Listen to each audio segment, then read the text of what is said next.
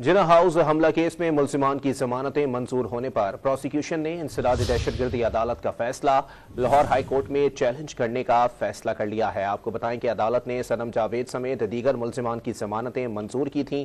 मजीद जानते हैं don news के नुमाइंदे राना बिलाल से। जी राना बिलाल, अपडेट कीजिएगा।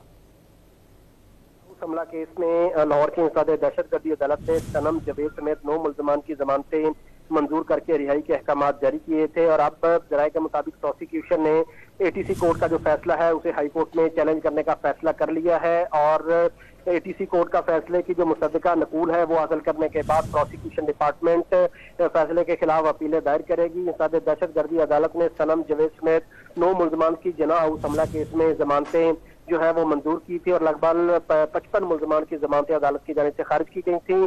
जिन मुल्जिमान की जमानतें मंजूर की गई हैं उनके खिलाफ प्रोसिक्यूशन ने ये फैसला किया है कि उन जमानतों के खिलाफ लाहौर हाई कोर्ट में अपील दायर की जाएगी और अपील तैयार करने का सिलसिला जो है वो शुरू कर दिया गया है। अब एटीसी कोर्ट का मुसद्दका जो फैसला है वो हासिल करने के बाद प्रोसिक्यूशन इन जमानतों के खिलाफ अपीलें लाहौर हाई कोर्ट में फाइल करेगी।